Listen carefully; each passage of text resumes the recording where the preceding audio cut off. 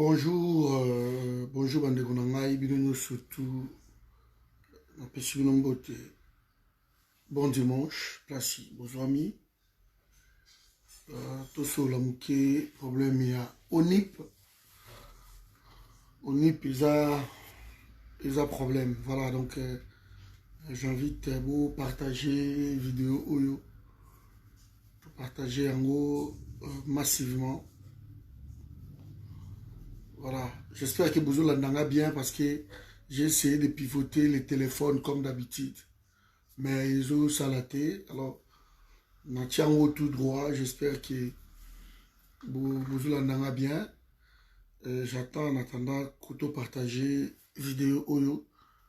Ouais, bonjour, bonjour Souzinia, bonjour Degokembo, bonjour Patrick, bonjour.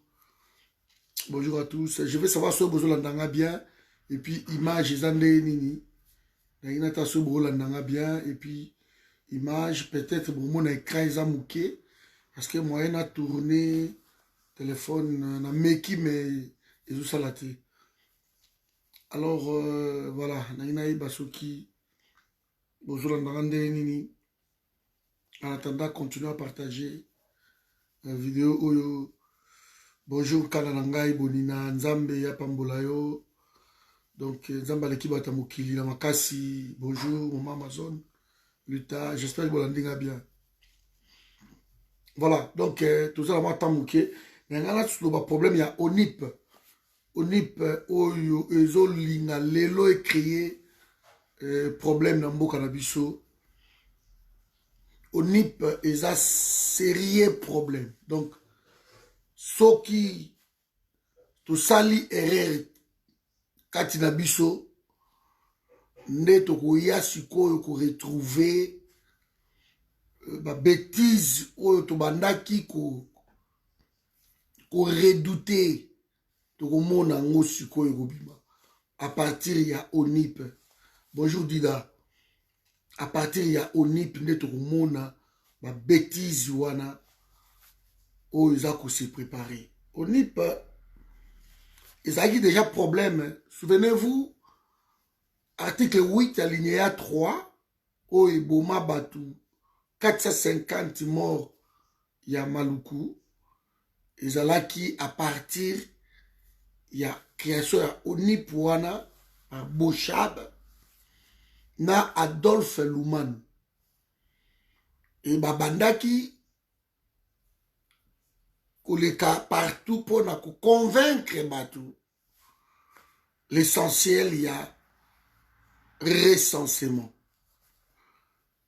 ONIP a Office national d'identification de la population.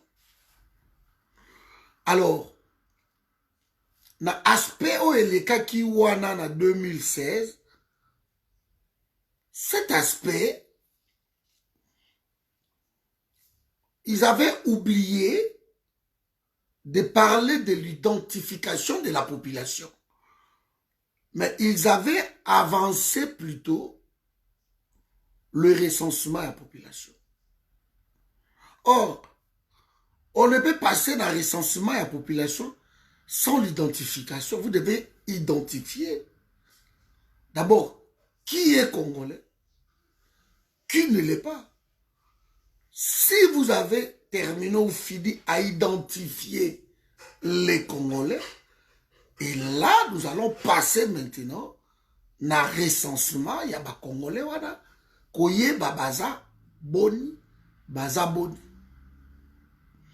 À ce moment, parmi, d'abord, réforme Wana et Boma Batu. Les cas qui na Sénat, souvenez-vous, tant que maman Goïmafuta, Koimafuta bazoloba pango peuple tomboka peut-être comment ko peta nde balongola ki loi wana article 8 alinéa 3 partagez vidéo. Donc l'ONIP est important na pays na ndenge ya mukete bandeko nanga, mais il faut que ça le langue en bon escient parce que tozana ba Rwandais oyo baza ko revendiquer lelo que il faut bakoma congolais par des conférences de presse, par des bêtises. Yango même ambassadeur na bango na Congo et pas na biso auti koloba ba bêtises contre notre république et Félix est incapable de chasser cet ambassadeur. Bon, comme dirait quelqu'un, c'est plutôt l'ambassadeur à Koyoko Félix n'a pouvoir parce que le Rwanda dirige le Congo. Par le bien de Félix, par le bien de non. Bande Koko Tukobenga ngai so bobengi ezokata, je suis désolé. Parce que ma cambo est très important. Alors, je dis bien, c'est peut-être l'une des vidéos où Eza la plus importante on a au Sala. Alors, partagez en gros massivement. Partagez en gros. Je me suis posé des questions. Roubaix garde ministère et décentralisation. Il y a pays d'Abisso. N'a pas fait ni. N'a pas raison ni Roubaix ou vendre la place. Quel est le poids politique? Il y a Roubaix na place. Ça, c'est la question que tout le monde s'est posée. Roubaix n'a même pas un ministre, n'a même pas un député, un sénateur. Il est seul. Mais comment cet homme garde ministère aussi importante que décentralisation et pays?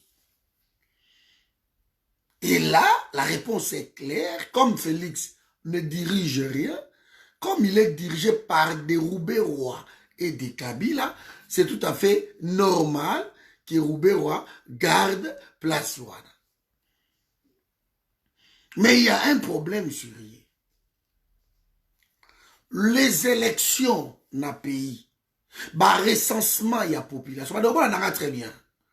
Les élections il y a pays, bah recensement il y a population. Identification de la population, nous surtout ils ont la maboko, il y a ministère de l'Intérieur. Ce ministère de l'Intérieur n'est pas attribution parce que c'est lui le patron de la territoriale. Donc, sur le lobito landana hiérarchie, il y a un ministère, il est même le patron de Roubaix. Parce que Roubaix est un ministre, il y a décentralisation. Mais Gilbert Kankonde, à numéro 2, il y a pouvoir. Il est le patron du territoire. Donc, le territorial, c'est le ministère de l'Intérieur. Maintenant, il se passe quelque chose. Il y a une guerre entre Roubaix et Gilbert Kankonde dans le niveau du gouvernement. Et d'après les infos, là je prends en conditionnel, Gilbert Kankonde a même porté Roubaix plainte. Parce que Roubaix avait à tout prix attribué au NIP. Et ça a une attribution pour Roubaix ça la recensement et identification de la population. Et c'est là où Gilbert Kankonde refuse. Alors, parce que ils ont attribution à le ministère de l'Intérieur, il ne peut pas lui donner ça. Parce que s'il le essayait, s'il le donnait, Roubaix et Lokouana, Maman Nanga Joël Mangalo, bonjour ma chérie. S'il essayait de donner à Roubaix ministère branche Wanaya, au NIP, ben c'est terminé. Tous les Rwandais, bazaka banya Rwanda te, bazakuna bawambuye batu. Bango kakate, les Ougandais. Oyo baza na viura côté kuna ba moba et tu ko pété kuna tout ce monde là congolais d'office, il va les identifier comme étant des Congolais. Et ceux qui va identifier bango, ba Hutu baza na Congo déjà, si je m'abuse, à moins que ma chiffre ezala ndenge mususu, bonjour maman Belinda. Ba Hutu oyo baza na Congo lelo, ba kozala entre 6 à 7 millions de Hutu. Les tout y encore plus davantage. Baza na viura côté bavandi, mingi, et puis baza côté oyo. Bonjour Bush Chimanga. Dans la na Est, surtout n'en parlons même pas, on les appelle aujourd'hui Banyamulenge, ce sont des Banyarwanda. Alors, si par mégarde, mes amis, je vous demande vraiment de partager vidéo oyo massivement, et que les gens qui soutiennent Félix Tshisekedi comprennent une chose. On ne peut pas jouer avec l'ONIP. On ne peut pas. L'ONIP reste domaine de souveraineté nationale. Parce que par mégarde, mes amis, ce qui est arbitrage entre Roubaix-Roy et Gilbert Kankonde, et que comme nous connaissons tous, comme nous le savons que Félix a place wana na deal, et que va céder au NIP na ministère de la décentralisation, je vous l'ai dit, c'est fini. Je vous l'ai dit, c'est fini. Roubaix avait à tout prix ce ministère. Je me pose des questions, la raison, Oyo, qui est un président élu par la population, entre guillemets, garde un tel monsieur comme Roubaix-Roy dans le gouvernement. Il représente quoi? Quel est son poids politique? D'aucuns me disent que non, parce que, par exemple, Banyamulenge, yango ache bango, ache wana, mais, ce que balobi batia, tribunio surtout, donc le gouvernement 450 membres. Admettons que ce sont des tribus congolaises, admettons. Ce que vous tia yepo na bango. Alors, ce que biso, tozu bashi, bocha bashiti. Bocha bantandu te, bocha bayakate, bocha babalate, bocha bananite, bocha bamongote, bocha babenasuri, kabwakala, bocha bangotu. On ne peut pas s'amuser à venir diriger un pays, prétendre que tu es président d'une république. Tu es incapable de garder même la souveraineté. Il y a pays voilà. Je me pose des questions. Pourquoi vous nous demandez à rejoindre Félix? Pour faire quoi? Je veux que les gens me répondent.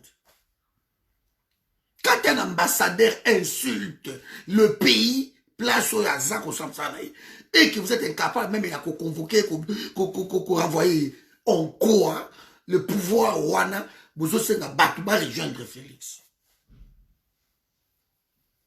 Vous allez les rejoindre, pourquoi? Quel est le poids Yaroubewa dans le gouvernement Wana? Mes amis, on ne peut pas s'hasarder. On ne peut pas, ça reste dans le domaine du ministère de l'Intérieur. C'est lui le patron. Sous d'autres cieux, il n'y a pas de décennie. Les élections sont organisées par le ministère de l'Intérieur.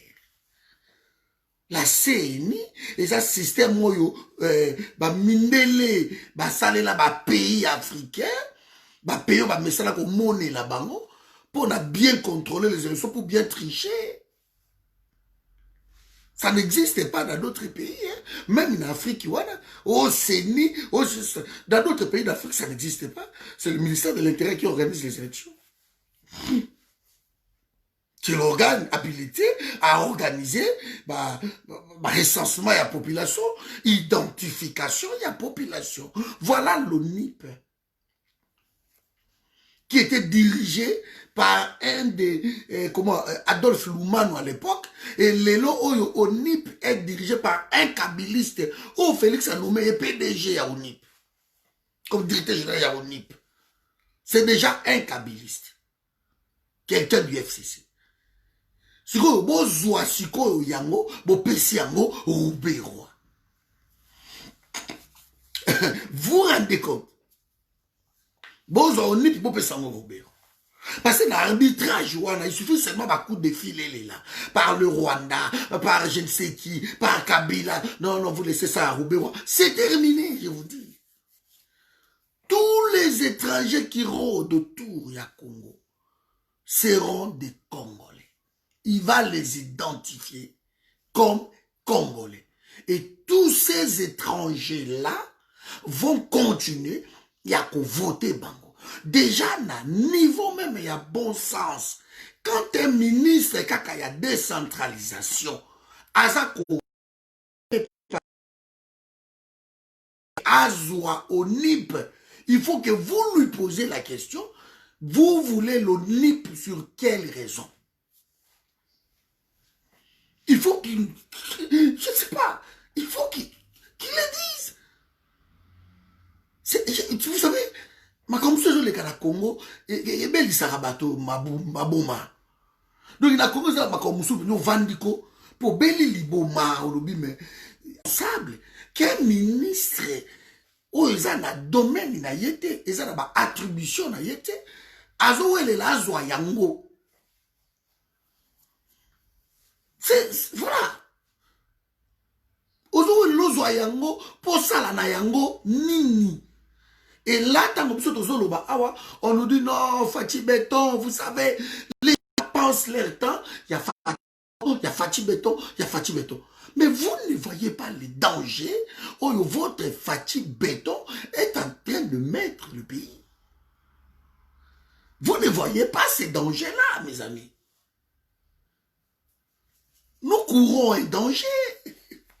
Prenez l'ONIP, donnez ça à Roubaix-Roi. C'est terminé. Partagez vidéo, oh, je vous dis, massivement. Il faut leur dire que le peuple congolais, réforme au bozo lingabo kenango. Ok, tout le monde propose, nous voulons les réformes, nous voulons les réformes. Si vous confiez ça, et pas à Roubaix-Roi, tout ce que vous alliez faire comme réforme, élection à deux tours, oh, bozo, je ne sais quoi, oh, Seigneur, ça la sortie indépendante, oh, vous changer, tout ce que vous alliez faire, et que vous allez échec total. Je vous dis échec total. Parce que population au Congolais, na est de la République, on peut même prendre tous les Rwandais, ils deviennent Congolais. Batouara bazo koufelande yango, balingi bangonyo surtout, bakoma ba Congolais. Point barre. Les gens ne veulent plus de leur pays, ils veulent être des Congolais. On nous parle ici que non, le roi les a autorisés de revendiquer, de parler congolais. De bango pour voir congolais, il faut roi atinda bango qui c'est bon banda lelo, bon banda siko koloba, qui boussa ba congolais, c'est chez vous. Ça, ce sont de pires bêtises. Où ils ont s'est préparé. Alors nous sommes là que pour sonner, pas sonner de l'alarme, yango toujours poussé, yango toujours loba. Sonnette d'alarme, yango. Sonnette d'alarme, yango. Bon mekate, kopé sa Roubaix-Roi, ministère, ou domaine wana, branche wana, ya ONIP. ONIP est allé office national. Office national d'identification de la population. Domaine moko réservé, mes amis. Si vous osez donner à Roubaix-Roi, comme ça, il y a arbitrage moko ya buzoba entre Roubaix-Roi na Kankonde. Parce que pour ici, moi je dis Kankonde a raison. Gilbert Kankonde a raison, même de porter plainte contre Roubaix-Roi, il a raison. Et on nous a dit que Félix, il a découvert dans le conseil des ministres de l'État que non, Gilbert Kankonde a porté plainte contre Roubaix-Roi. Mais c'est incroyable. Ça, c'est encore, je me pose des questions. Comment le deux ministres va se porter plainte? Le président de la République a bien monté, a découvert Yango, dans le conseil des ministres. On se pose des questions. Roubaix-Roi, c'est un élément dangereux. Quand je disais que soit Kagame à Koufi, Kagame à Koufi, c'est bon. Non. Non. Roubaix-Roi, Bazawana. Wana, va continuer à embrouiller la République. ONIP, eza na domaine na yete, eza na attribution, il y a décentralisation T.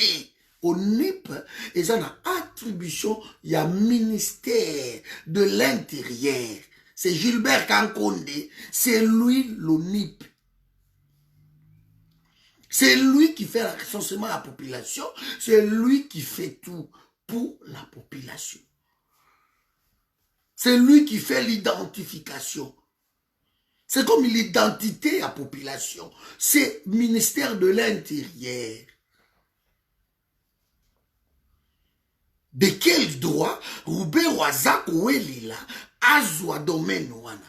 Vous vous êtes posé des questions. De quel droit?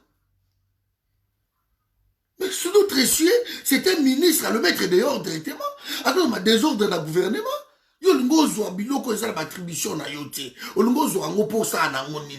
faut lui poser la question.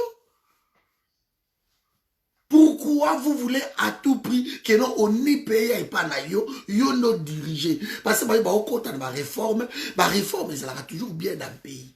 Parce que bah au compte de ma réforme. Parce que toi tu veux ce ministère, tu veux comment branche wana domaine wana Olingi, Onip. Mais pourquoi tu le veux? Comme ça, ils répondent facilement que non. Je veux l'Onip parce que. Mais il y a des agendas cachés derrière. Pourquoi Azana? Parce que Asilisi na noute, Kotia Nini, Kotia ba, Kokabola Congo. Parce qu'il y a déjà des locaux qui assez à déposer que Minembo est comme ma commune Mobimba. Parce que nous allons, je crois, dans 734 communes ruraux. Si on a Lingui, Minembo est comme ma commune, comme 735 communes. Comme ça, Minembo s'est détaché dans le plateau de Mitumba. Et comme à côté de Yango Moko. Et le Kowana, ils ont passé parce que peuple azotala, Minembo reste un village. Et comme ma communauté reste un village. Et côté wana le peuple azotia mis sous pression et l'équipe. Alors Roubaix avait passé maintenant la visite supérieure parce que Bazu Félix Bachiwana, bon ça y est, Onip, vous allez plaire. Parce que de toutes les façons, quand on arrivera, c'est pas grave. Maintenant, vous avez Félix qui vous cède tout. Il va céder. Parce que tout ce qu'ils ont fait, il a tout cédé jusqu'aujourd'hui. Moindre, il cède surtout. Parce que les deals lui empêchent de dire non à Kabila. Les deals, on ne sait pas. Alors, quand vous nous demandez, nous autres ici, il y a tout chef de l'État. Mais tout chef de l'État, n'a pas domaine, il aura bêtise sur tout monde. Est-ce qu'ils ont maîtrisé ma contour? Il y a 10 lois. Ils ont maîtrisé yango. Mais bientôt 2 ans. Bientôt 2 ans. Yango. Tout ça pour avancer 2 ans. Quand on est incapable, dans 2 ans même, il y a la ministre à Osabuzoba. Dans 2 ans. Quand on est incapable de taper sur la table de Salami, dans 2 ans, vous allez faire quoi? Parce que le reste qui n'en est, à nous, ils ont des allées électorales. Donc, il n'y aura rien à faire. À moins que les autres permettent que tu reconduire, ce qui, tu babiloko tout, ben, tu vas reconduire. Tu vas être reconduit comme président de la République et nous, on continue. À moins que, et connaissant, soit il y a président, soit il y a commis, il y a tapis rouge, président, Beto Bozo Yembe partout, c'est fini, il va céder. Qui mieux que les fils du pays à cause de légitimer et le Kouana. C'est le fils du pays. Hein? Donc, il faut qu'on ait dans la parcelle, c'est qu'à trouver moi, na moko wana, c'est tout. Roubert Wazo, il est là au NIP, na Gilbert Kankonde. Roubert Wazo, il est là au NIP. Et bien, si au NIP, peut-être Roubert. Gilbert Kankonde doit être ferme. S'il faut même dire que, écoutez, je démissionne. Comme ça, ma sola, on est reversé. Bon, dans le Congo, je ne sais pas ce qui va démissionner. Mais ce qui vous paie si vous paie, je vous dis parce que quand les deux ministres, l'arbitrage, et l'arbitrage, c'est le premier ministre et puis le président de la République. Maintenant, le premier ministre, wana, basé ensemble na Roubero. De l'arbitrage, déjà pour la Gilbert Kankonde, Moboulou. Parce que Bango Bazana, comment je vais dire, na patriotisme était pour le pays. Bazan amour à pays ilungkamba tout ce monde là. Donc bazawana parce que l'occupation a tia bango wana. Ce qui le bakomi ba patron bazo régner ba la mbongo par-ci par-là parce que l'occupation les a donné ça. Donc déjà l'arbitrage wana eza biaisé boye bango kino ce réseau dépend na Gilbert Kankonde akoloba pesa nani. Occupation. Parce qu'à Boto là déjà, Gilbert Kankonde, ba attribution na Yemingi, c'est les à Gouli à Moutazara Nango. C'est les à Gouli à Moutazara Nango. Beaucoup d'attributions, eux dépendent du ministère de l'Intérieur, et ça a déjà la finance pas c'est les à Gouli. De quel droit? Donc, on décide d'être ministre de la République, seulement parce que, bah, ben yo ministre. Pourquoi ça va titre surtout? C'est clair. On décide de devenir président de la République pour ça nous le Mogoti. Oui, sono nazo quand c'est moi pour l'ambassadeur Rwanda. Soni moko. Donc tu peux même te cacher quoi. Tu peux même te cacher. Ambassadeur à ça pays nabino. Azo télé la pays lobby personne ne peut m'expulser d'ici. La place na pays nabino. Il dit personne. Donc, à ça, vous défiez Bino, na pays, na Bino. Bonjour, Nanika, Nanga Fifi Vonga. Il vous défie dans votre propre pays. Sur notre essai, vous nous envoyez notre ambassadeur, ou nous coupons même ma relation. Parce que pourquoi nous gardons des relations diplomatiques avec un pays où les Alaka Kolobisabiso? On ne fait que parler depuis il y a plus de 20 ans, pays où on a réseau Lobisabiso kaka, pays où on a les pays où on a dérangé Kakabiso, et Lingi Kimia Tenabiso. Pourquoi garder Babiloko Wana? Pourquoi? Après, vous maintenant vous passez crier béton, béton, béton. Mais quand vous criez béton, béton, béton, Béton est incapable de dire à l'ambassadeur, je ne veux plus te voir ici dans 48 heures, vous rentrez chez vous. C'est incroyable. C'est incroyable. Donc, Makambo, ils ont Sony, ils ont quitté sa pays, ils n'ont pas de l'échelle. Côté Wana, donc, Bataliba, silence, vous voulez commenter, Kounati. Vous voulez commenter, allez, Makamboya, oh, moi, ça qui m'bouta, Makangi, pona, juste spoliation, hein. Spoliation, yanda, spoliation. Là, vous m'envoyez ça, vous nous saoulez avec ça, Fati, Omoni, moi, ça qui m'bouta. Mais, Makamboya, ambassadeur, Azar Lobby, Yango, na Makamba, Roubewa, oh, c'est plus danger. Bonjour, Joël Mabonda. Les dangers de Yango, yo. Et c'est un Makamboya, tiens. Ma spoliation, et ça va si j'ai mon coup, et si on a justice à pays, mais autres choses, ça va, ma souveraineté, et ça va, dossier international. Et ça va, ma dossier international. Martin Fayou a sali silence, Martin Fayou a lobby, il y a moi, Twitter a commis la déclaration qu'il faut pas expulser l'ambassadeur Wana. Mais comme les gens sont animés dans la mauvaise foi, ils ne veulent rien dire. Mais Martin Fayou a lobby. Alors, bien, on va expulser. Il n'y a pas que Martin Fayoulou. Il y a beaucoup de Congolais, qui sont au continent Twitter, au Gomona, on va s'insurger, qui demandent que va expulser l'ambassadeur. Voilà. Il y a ça.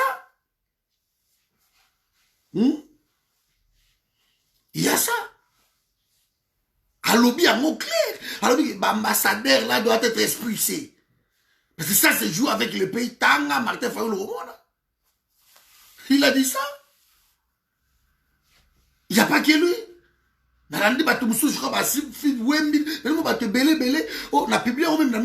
gens qui se sont insurgés, quand on a Twitter, au côté de Twitter, au Gomona.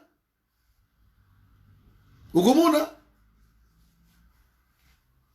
Et ça va propos moko indésirable dans un pays où qui va tout vendre et qui moutazo défier bino bino comme genre voilà bon ça va propos moko mais je vous dis mais ça dépasse, ça dépasse.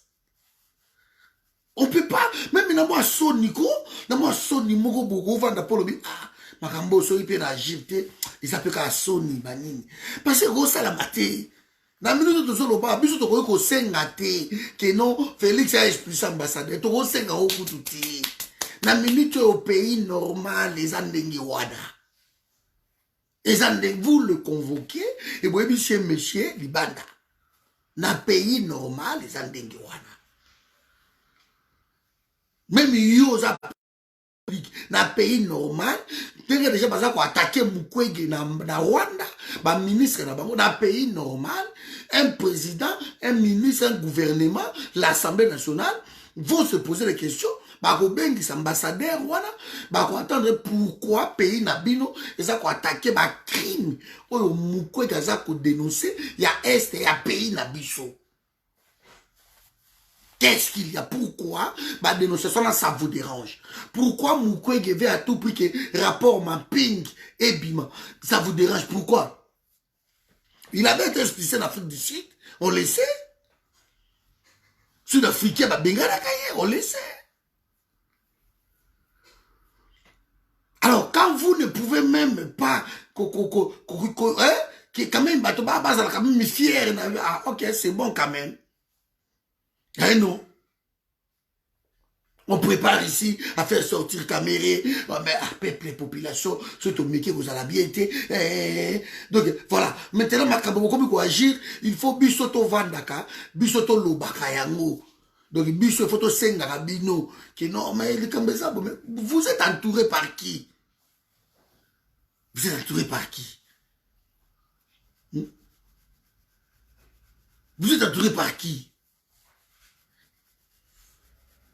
Vous êtes entouré par qui? Qui sont ces conseillers qui entourent Félix? Qui sont ces gens-là qui bouffent de l'argent? Qui sont ces ministres? Qui sont ces Congolais, bref, tout court? Qui entourent Félix? Ils sont... C'est étonnant. Une honte mondiale. Un ambassadeur dans votre pays menace votre pays et il défie votre pays que personne ne peut m'expulser d'ici. Dans votre pays? Dans votre pays? Ah, donc, après là, vous allez me crier que Fatih Beto, mais je ne sais pas. Tout le monde diplomatie. Tout le monde, problème comme nous sommes des Sony. Il faut lui montrer que non. Peuple congolais, vous en avez dit ça, c'est bon que tout le monde.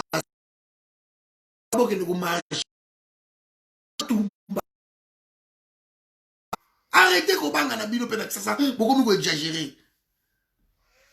Beaucoup mieux exagérer. Beaucoup qu'on tient mon ton ambassade wana. C'est tout. On ne veut plus de cette ambassade. Botier moto, boké dans ba bureau, y a ba Rwandais, botier en moto. Bo peli ici partout, c'est tout. Réaction moko boy et la mousseta moussous moi ba congolais ba bande de fainéants. C'est incroyable. Allez-y. Côté à moto, va marcher les quatre, côté à moto. na ba bureau ba Wander, na ba bureau ba nani tout wana, botia moto. Botia moto.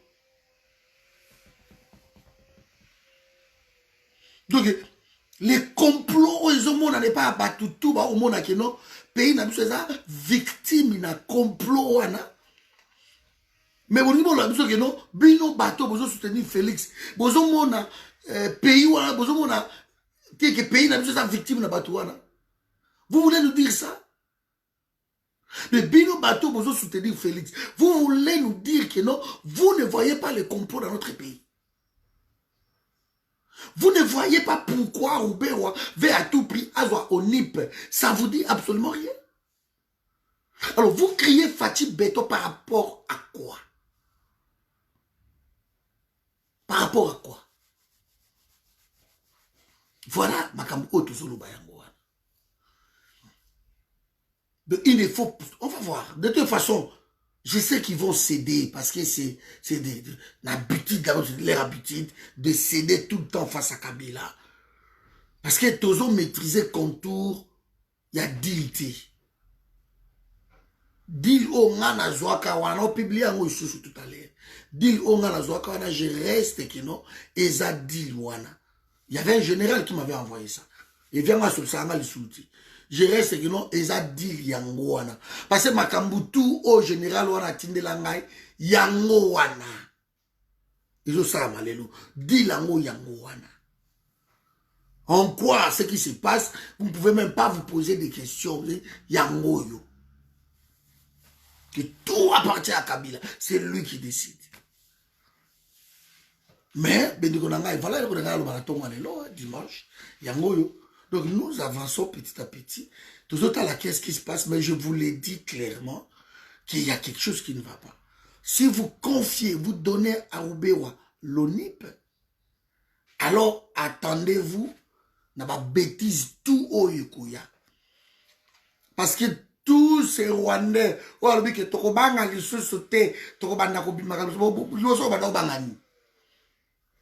peur de quoi avant? Tokobanga lisusuté, tokobanga lisusuté. Sikoyo roi autorisé biso, tobandaka siko koloba, tokobanga lisusuté. De bino wa congolais pour la pays na bino, banda kobanga, il faut roi autoriser bino. C'est soit que vous venez d'ailleurs, c'est tout. On ne peut pas être greffé na pays à batou, na nengo bozo sa ya loko son de wana. Beaucoup wa congolais, c'est pas possible. Beaucoup wa congolais, avançons seulement. Vous serez responsables. Vous, les gens qui soutiennent Félix, n'a pas bêtise, il y a pas dilo bokoti oyo. Vous serez responsables. Nazo publié dilo après car direct oyo. Vous serez responsables. Vous, les gens qui soutiennent Félix, moi pas que pays en oyo bon des pays au Kende. Vous serez responsable. Parce que si les gens bazak soutenir Félix et que Batouana bazak na gochango na mir, Batou bazo comprendre que non, ah, qu'est-ce qui se passe? Pourquoi nous soutenons Babetizo alors que c'est notre pays? Vous avez qu'un seul pays. Hein? Vous avez qu'un seul pays. Le Congo, c'est votre pays. Vous n'en avez pas d'autre. Alors, continuez à soutenir Babouzo Bawana qui est pays na binezo kende na Bouzoba. Continuez na Bouzo Bawana. Alors que vous n'avez qu'un seul pays. Hein. Continuez à soutenir Félix. Continuez à faire des bêtises. Continuez à dire que non, Félix, hein, il est béton, c'est lui notre président. Tout ça la paix bonne, tout encouragé, caca. Continuez à dire des bêtises comme ça. Mais quand on va donner l'ONIP, na Roubaix et ça m'a comme sous il faut beau éviter les kambutango zo banda mais bino bolingi angoti bino bolingi to yako luka moyen yako comment yako bongisa yango après yako réparer réparation ça toujours cher réparation ça la cher. Il faut qu'on évite Babilo Kouana. Oh, Yvette Kimbuta, bakangi, baneni, pour la makambu, ya spoliation. C'est tout à fait, bouzo, bazar, normal, bako kangaye. Bako kangaye, spoliation, bandaku, ezala ba Yvette, te okuta mona matete. Okuta mo kutu, ezala même na, bandeko, oyo bazako lela lelo, que terrain na bango, sombaki, na côté Anselikuna, Félix, il a maman Marthe, il a un bozu, ba terrain, bozoa wana, et ça va terrain ya batu. Bazo lela, nazana moko awa boy, tozana ya wazamet. Ye paso maka terrain na ye wana. Terrain o bozu kuna, et ça terrain, entre autres, ye pe terrain na ye zana kati. Azo lo bango, hein? Abi terrain na nga pe zana kati. Alors, ma question, ma kimbuta, oh, il m'a dit bon, ma kangi, ma prison, ma bloc tout. Ce ma kangi, bango, ma Yvette, ma kangi, nani. C'est tout à fait normal, il faut pas kanga bango. Mais ici, tozolo, ma kaboya, souveraineté nationale. C'est un danger qui arrive. Nous parlons ici de la souveraineté nationale. Makambo, ma kangi, Yvette, kimbuta, ma kanga, des, naweje, ma kanga, on a goûté rien. Na 2 ans, oyo. So les amis que ma femme n'a pas place voilà ne basi bakangi presse mututu ne tout le monde ne ba edi kapende babimi libanda ne ba nan passer ba boma la bangote ne to mona clair na masolo mais non ba peksa ka moto ali koken non assez aki vous continuez na ba bêtise voilà vous autres taille la Bible mais nous continuons à dénoncer. Moi je dis seulement que si vous osez, parce que quand l'arbitrage, déjà il faut se poser des questions. Ah, il y a un Zachary Kouto à Ebisibino. Zachary a soutenu Félix. Hein? Mais à mon avis, tellement Bouzo Beleke a lobby. Ah, Fayoul n'a pouvoir. Premier ministre, ça la déclaration à Saliwan. Nda sa longwa déjà Kalambaï. Nda longwa. Zachary a le bango. Donc, à comprendre que non, Félix il a pouvoir malgré de soutenir, mais l'arcisme, beaucoup. Il y a même une chose à Mbemba, Malobi, ah, mais non, comprendre, tout le monde dit que, bazo betaye, avant de betele, avant de betele. Oui, parce que je dois soutenir, on ne peut pas. On ne peut pas. Et ce genre de personnes, t'as quelqu'un qui vote à mon que non, bon, c'est pas ça. À Zongi, à Balou, c'est normal. C'est normal. Je vous dis les choses qui arrivent. Beaucoup de milice, la loi interdit. Ce n'est pas Jean-Pierre Bemba, soldat, il y a MLC à cause de la loi wana. Ni n'a le droit à cause de la propre milice. Ce qui est dans la loi du gouverneur na Bandaka à cause de la milice qui a créé dans Bandaka. Na Congo, ni n'a le droit à cause de la propre milice. Il ne peut pas créer ma milice. Et bozo wanga na ba milice ta bilo bango wana. Ko zo sala na kasumbalesa et ko sala ba jamais dans pays mususu jamais. Bozo ka drapeau ya parti na bino bo matisa ka yango. Ça a pris du temps. Bato ba lobby ti et nge bota guerre civile kuna na Kananga na Katanga. Nde boye ko banga guerre civile wana botili ba soda ba ke négocier ça histoire wana. Mais ça a pris du temps. Kokanga batu, kobotola batu, kozoba bakamu na bango. Donc, il comment état dans un état, na kasumbalès. Et tu vas dire qu'on décrie laxisme à pouvoir et le qui? Ça a pris du temps. Donc, ça se voit que vous ne maîtrisez rien. Vous ne maîtrisez rien. Moi, je suis passé aujourd'hui pour la retirer sonnette de l'arbre. Qu'il y a un danger qui arrive, l'ONIP. Un danger pour la République. Un grand danger même, l'ONIP. Prenez l'ONIP, donnez ça à Roubaix comme il le réclame. Je vous le garantis, mes amis, c'est fini. Tous les Rwandais, beaucoup à Congolais. Beaucoup à Congolais. Bonjour, Maman Tina. Tous les Rwandais beaucoup à Congolais. De ce bonjour, ONIP, basakanaka nango te na pays. De quel droit Roubaix Ouazako réclamer ONIP? Alingi nini na ONIP? Et ça n'a pas attribution à Yété. Et ça n'a pas attribution à Gilbert Kankonde. Bah donc partager vidéo oyo. Et ça n'a pas attribution à Gilbert Kankonde au NIP. Et ça n'a pas attribution à ministère de l'Intérieur. Et ça n'a pas attribution à ministère à décentralisation T. Alors, ce qui ministère à décentralisation, oyo toyebi ba dessin na ye, toyebi ba projet na ye, toyebi eloko ni balingi na pays na biso, azo senga ba pesa ye au NIP, c'est qu'il y a un problème derrière. Parce que Félix a déjà nommé au NIP comme PDG kabiliste motoaza wana. Sikoyo, bozwa yango, premier ministre, ou a surveiller Masolo, ezala muto a Félix déjà. Parce que muto a Kabila, nano, il mkamba donc fainéant wana zawana. Sikoyo, bolongwe wana, bozwi ministère ya décentralisation ya pays, kabiliste zawana. Allez, bozwi sikoyo, onip, bopesi yango lisusu, rubewa, et que seni, et vandi, et païda maboko, yanani ya kabiliste sur Ronsa Malonda parce que ba marche tout bosala Kabila lobi ko la Ronsa Malonda. Alors, oh tout bosala c'est rien du tout. Bozui, bo pesi yé. Donc pour comprendre que ba organe nyoso tout oyo ko tia pays en danger, bozui yango, bo pesi yango Kabila zanango. L'Assemblée nationale oyo ko entériner makambo wana eza ya Kabila, Sénat oyo ko entériner makambo wana eza ya Kabila parce que ceux qui onip asali masolo na ye a identifié tam susu sport ozala wana to koma ba 120 millions de Congolais na monde. Alors tant onip a commis 120 millions de Congolais. Onip ba ko remarquer quelque part population mo basé belé bazolo ba langue moko boye langue wana kota na 5e langue ndenge Jeannette alobaki yango bako sala yango bako pesa ngo wapi na Assemblée nationale.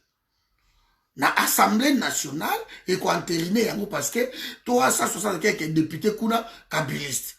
Moto azali kolo babunda kabiliste. Et longwe wana eke na Sénat parce que loi ezaka ndenge wana. Et longwe wana eke na Sénat. So ekomi na Sénat kuna ntambo mwamba. Kuna kutu baza 90%. Ba entériner yango. Allez, et l'ongwe kuna et zongi lisusu na l'Assemblée nationale pour la confirmation avant ekende na promulgation. Tant que zonga na l'Assemblée nationale, Félix et côté oyo bako confirmer loi wana. Après et maté sur qu'on a présidence pour la promulgation. Ce qui a boy ko promulguer pour ko Sabino. Oh non, Félix a dit qu'on signer un autre 3 mois après et côté en vulgaire et comme une loi. Parce que comme la constitution a horaire du vide, donc c'est pas prévoyant un vide juridique. Sauf qu'on compte ici 3 mois après, 15 jours après, sauf qu'on sali l'unité et sali. Et comme il loi officielle, même un parti politique n'a enregistré dans le forum, et comme un parti politique n'a Kinshasa, sauf qu'il va boy balobi parce que les autres critiquent Félix, sauf qu'il continue à boy, n'a 3 mois après, et comme un parti politique. C'est la réponse d'office. Donc, à quoi boy anaye, ko signé, kaka boy ko signé, pour facha boy a kit, a boy naye ko signé, facha ko boy a ko signé, mais yeba ki ko côte en vulgaire. Parce qu'il n'y a pas le vide. Le vide des arrêtés, n'a droit. Il y a un côte en vulgaire. Alors que dans cet état-là, tout ce que vous voyez là, au bazar déjà dans Londres, vous voyez que non, Bozaba Congolais. C'est ça ma peur. Parce que dans Londres déjà, assez à ça qui déjà signale voilà que Bozaba Congolais. Heureusement, ba Congolais au bazar qui na kati ya salle, malgré ba yaki po na ye ba bo ba lobité. Oh, c'est là d'expliquer que nous allons te, tolingi te, ba yamule ba Congolais te, ba Congolais bazaki na salle à Londres, ba Congolais bazaki na salle à Londres, bo soutenir Félix, bo yo kangai ngai o nazoloba, bo ça ba Congolais ba fanatique tozo bozo na Félix, pour na ba poste, pour na ba lia, Ici, c'est la République qui est en danger. Roubaix Roi et Gilbert Kankonde, baza na guerre ya kosakanate parce que Roubaix Roi Lignazwa au NIP et contre la attribution na ye a dirigé au NIP. Alors, le kola bozolo baba, ba réformer Salama, réforme oekoleka réforme ya au NIP ezate. Et Roubaix Roi avait à tout prix à au NIP. Gilbert Kankonde boy, baza na guerre. Nazo bang arbitrage wana. Parce que Roubaix Rwanda bato batie Félix na pouvoir. Nazo bang arbitrage wana. Nazo bang ngo. So ka arbitrage wana salami que c'est bon, boti que la Roubaix va diriger, bo greffer au NIP na décentralisation et sili. Et sili. Donc tout le bon na ba Burundais tout au bazakuna, ba Ougandais tout au bazana. Bango tout ba M23 ba ADF Nalou banani tout à la boko ba congolais guerre d'agression toujours crier et sili on dirait que non ce sont des Congolais qui se battent ba guerre ethnique pourquoi Félix ça fungola qui ba encore aux portes makamango tolobaka bonga ko yokati akena Rwanda na mise la mémorial wana a commis que makambo o ezo salama na Congo eza attaque ya ba pays o eza ko entourer bisoti. Mais Félix Aloba, ils ont des effets collatéraux à décharger déjà Rwanda. Rwanda, bazoua phrase Rwanda, bazoua au Félix Akoma, va publier dans le monde entier. Il y a un Kagame, comme Rwanda, qui a des affaires entre Congolais. Parce que Félix Akoma, yango, et comme maman, et tikala kula mémorial. Mokile yebo, et mona yango. Que ils ont des effets collatéraux et les Ghana Congo. Akoma mo na Rwanda. Pas que na gumba mana mise wana ya Rwanda. Félix Akoma. Ye wana aleki na Londres, alobi yango tout que non banyamule ba eki wana alobi yango. Premier qualité. Yango yo lelo toza na menace o tozo kende lelo yango. Ba réforme tozo kenango. On parle ici de l'ONIP. Et l'ONIP et ça va domaine moko ya souveraineté. Tango Kankonde pour une fois, Kankonde n'a pas ses raisons. Ako ko pesa Roubaix Roi onipité. Ako PCT. Parce que c'est ni Kabila, Cour constitutionnelle Kabila. Bo pesa ye onip, boko mona masolo oyo ko salama. Boko lela. Boko la parce que tango boko komisa bango tout ba congolais et sili ekoya wapi. Ekoya wapi po ba entériner yango. Ekoya na Assemblée nationale. Nazo loba bo na motema na obona keno place to bandako luka fils du pays à Zalawana pour changer le pays et on voit que non celui qui est là c'est un fils du pays mais qui est dirigé ailleurs. Pas sur ça yango wana. Donc, biso na bino to passer ba temps awa ya ba lili, ba marche ko crier, ko loba ko kanga mana ba boloko. Nga Félix Alaki bakanga ngai ye. Bakanga kinga na kende kasho. Donc, ba biloko wana nyoso tout, tozo mona ngo ke non. Tozo bunda po fils du pays ya comme ça, to msama nzaka na zoto lobi OK. Mona mboka komi place wana c'est bon sikoyo. C'est bon. To benga na bato yo. Ba Roubaix balongo na Congo to boma bango tout ça nini. Donc pas sur ça la ngande yango wana. Na omona ke mais quel gâchis. Mais nous avons un fils du pays. Et qui est ce fils du pays? C'est le fils d'Etienne Tshisekedi. Mais c'est non. Etienne Tshisekedi. C'est le fils d'Etienne Tshisekedi. Et c'est Félix Ayebi Rwanda koleka musée. Mais si Mouzé avait dit non à Balou Keli Bango, parce qu'il le savait que non, ne bazo yaba ye mabe, bana baba desse moko mabe, yama teleme la Ibango. Vous maintenant vous soutenez Félix, vous soutenir Félix na babilo koyo, pouvez me mais vous serez responsable. Nana ebi que ceux qui n'ont soutenir Moutulangai, toi na ba master to tambola, so ka tambola mabe master ko tinanga to ke go violer. On choisit ses amis. On choisit. On choisit. Totambola, tobeta kutu ba Paris, Bruxelles, 360 km. Makolo.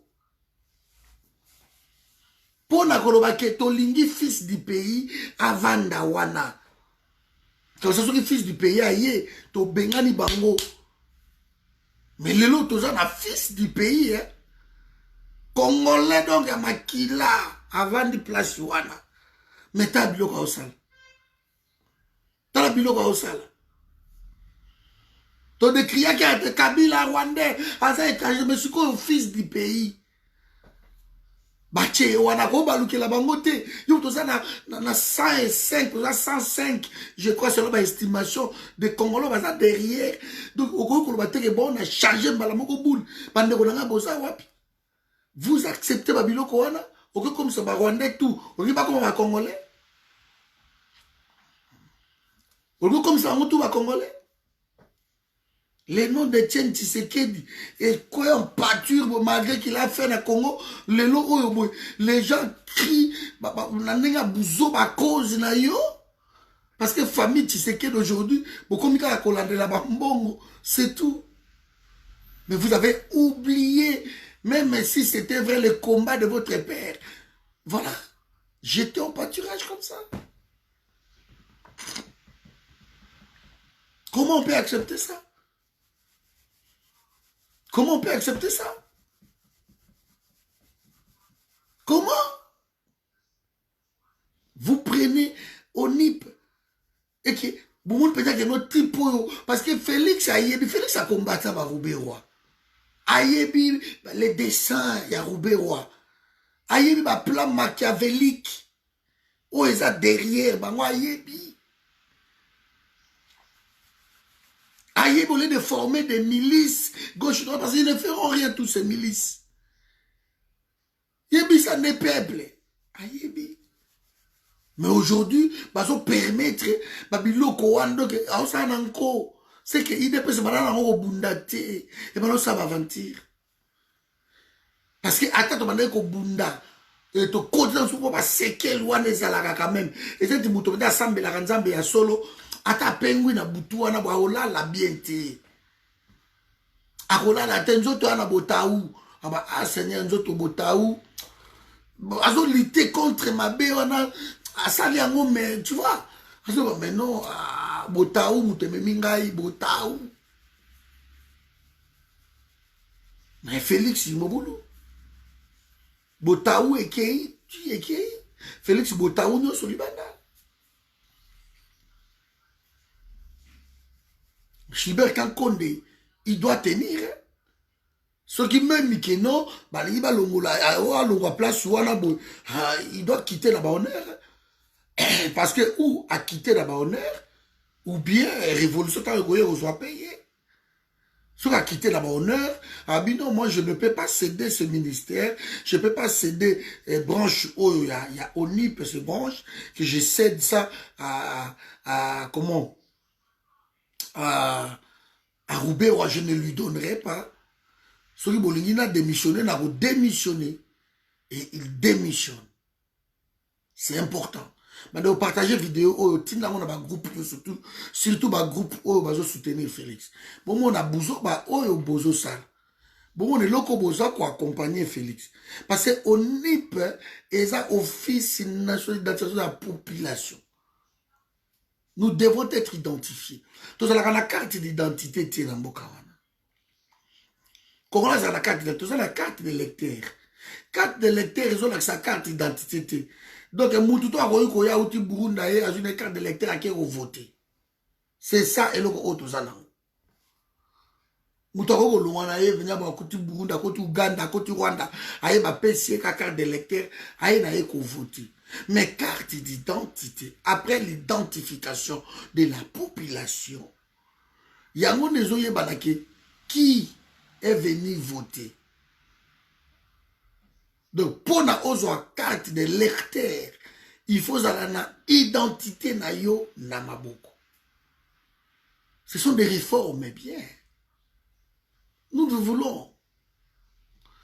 Parce que si vous avez l'élection, vous tournerez autour, toujours, on va continuer. Mais ce sont des idées bonnes, que non, tout ça, l'identification dans la population congolaise, tout yeba, et puis tout recensé, tout yeba, tout ça combien, et tout ça, il y a carte d'identité. Ça, c'est louable, c'est normal, c'est logique. Mais ça dépendra de qui va faire ça. Qui doit-on lui confier domaine wana? Qui? Parce que vous avez la sénité, vous avez la cour constitutionnelle, vous avez l'Assemblée nationale, vous avez la Sénat, vous avez la gouvernement, pire encore, vous avez la police, vous avez la armée. PDG, même celui qui va diriger, PDG à Onipouana, Eza Kabiliste, Botieye. Bozasko ministère, Oyo ko Misambo, ko Kipo Samakambutu, Bopesi, Roubewa. Entre-temps, aussi, Bopesa déjà Jeannette, commission, Oyo diriger défense et sécurité à pays Nabiso. Bopesa Yango Jeannette. Voilà comment l'arrivée de Félix na pouvoir, les opesa biso Moussala, Félix opesa biso Moussala makasi. Parce que vraiment, vous savez, na biso donc Moussala les okola kaka na nenga vous sakanate parce que tout ça akimiate Félix opesa biso Moussala. Yo na banzale lo na yo ana ba fati beto, vous opesa biso boulot. Boulot eleki. Boniko? Vous rappelez quand même batou bon penser pe Congo te. Vous pensez Congo. Congo c'est la région où vous avez vous pensez Congo. Vous avez dit que nous avons abisso, non? Ceux qui beaucoup la boîte, ceux qui beaucoup la boîte, tout. Vous pensez Congo, quoi? Vous pensez que Moussala. Vous continuez à tirer par toi, mitou passe, Moussala il est qui? Parce que je ne peux pas penser que non, Moutoune Roubé ou Aboué, alors que les lazo au nip, je ne peux pas penser à ça. Je ne peux pas. Je ne peux même pas penser que non, Roubé ou alors que dans le ministère, il y a décentralisation du pays Nabiso.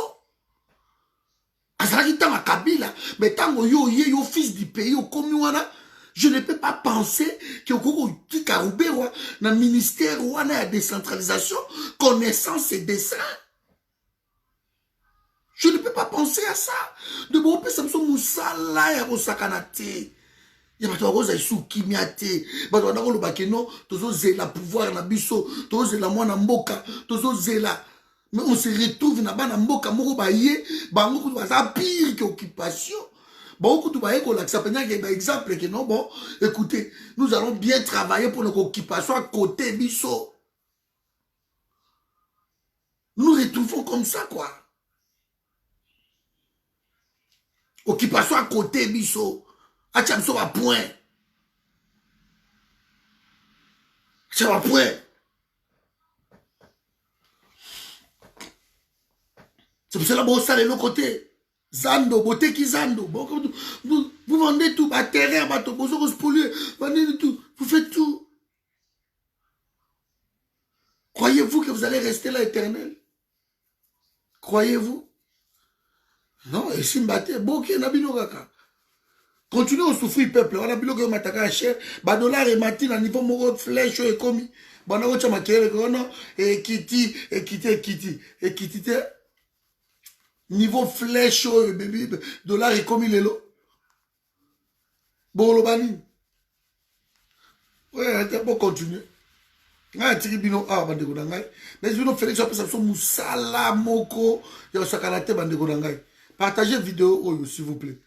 Boye bise que Félix bino na banzale lo na bino na ba fati béton bo pesa biso Moussala boulot eleki makasi tozo ko souté to me bateau ngeni bo tina bateau ka na ba extrême hein bateau ok na ba extrême choix exact bateau ba kota na ba extrême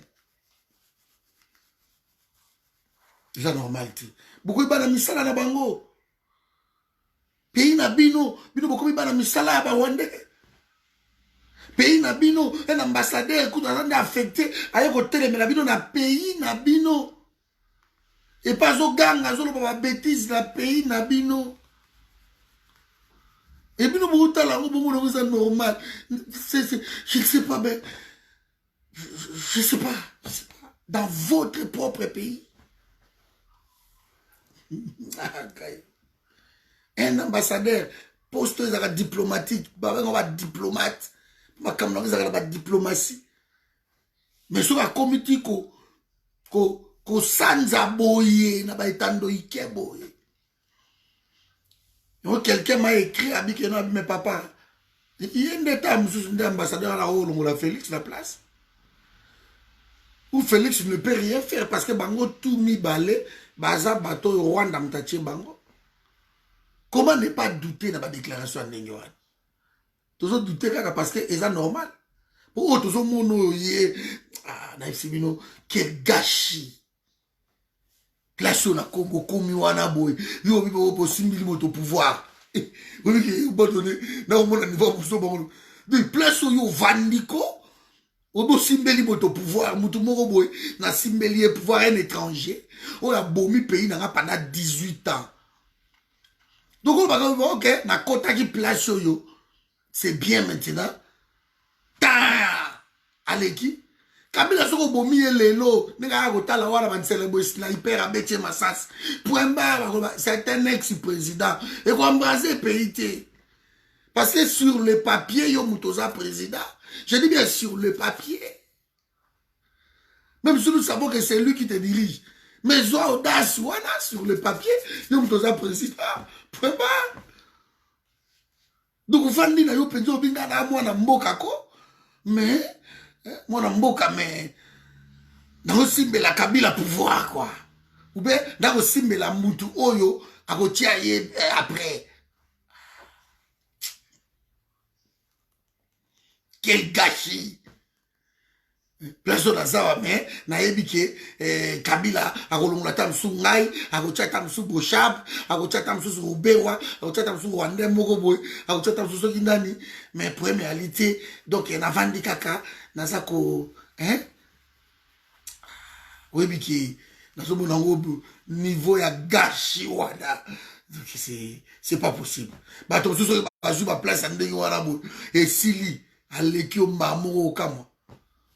Mais non, c'est ça ma mingi. Zamba pambola bino bon dimanche bino. Onip, tota il a dossier wana ya onip. Tota il a. Sauf qu'arbitrage wana qui pas Rubero ici. Vous passez à vous Fati béton. Comme vous, ça vous dérange pas que les Rwandais envahissent le pays, c'est pas grave. Continue.